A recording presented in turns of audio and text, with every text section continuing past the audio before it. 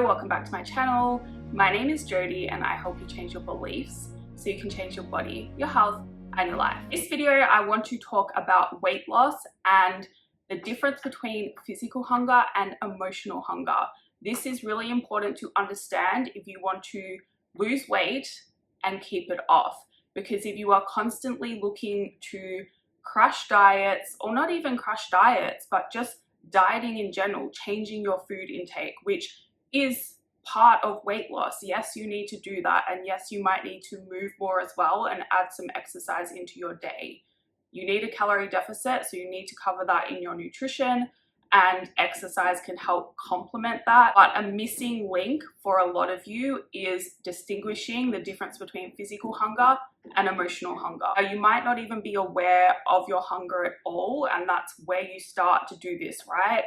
Physical hunger tends to come on slowly. It is going to accumulate until your next meal. And then once you've had a balanced meal, you should feel satisfied. Emotional hunger, on the other hand, comes on fast. It's really intense. You might get specific cravings for something, and you often feel guilty after eating whatever you've eaten to meet that need. So this is what you really need to look into if you are someone that goes to eat a few squares of chocolate and then you end up finishing the whole block in one sitting. You're usually reaching for food to comfort yourself in some way. Maybe you're really stressed, so it helps distract you from that. Or maybe you have some other deep-rooted need that isn't being met in your life, and so that is why you're reaching for food, to try and get the emotion that you're desiring through food. But until you recognize what that need actually is, where it's coming from in your life,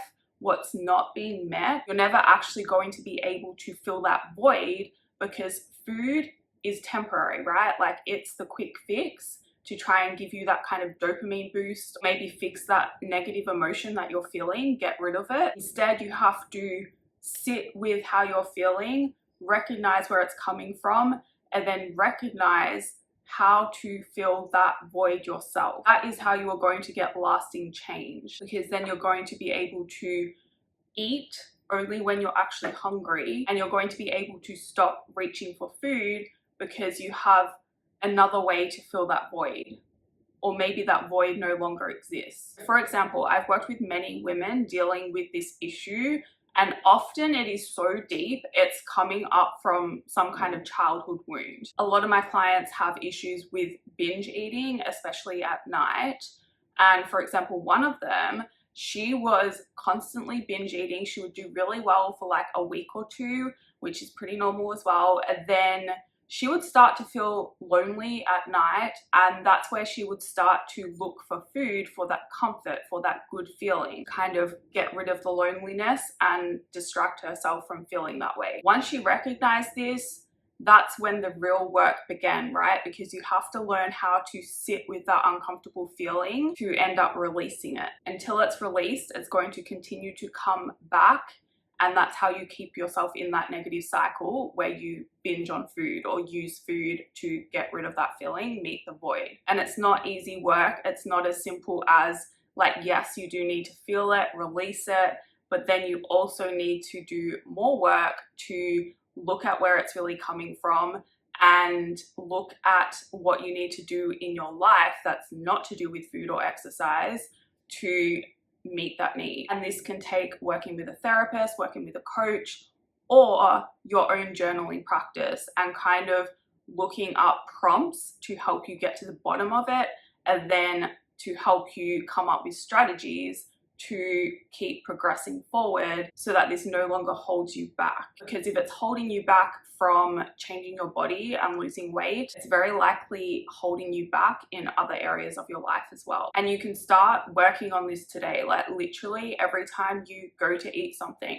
ask yourself, are you actually physically hungry, or are you just eating for the sake of it? If you're eating for the sake of it, ask yourself, where is that coming from? Why are you feeling this way? Why do you need to eat to get rid of this feeling? And I used to do this myself, and it came down to boredom, and I can't handle being bored.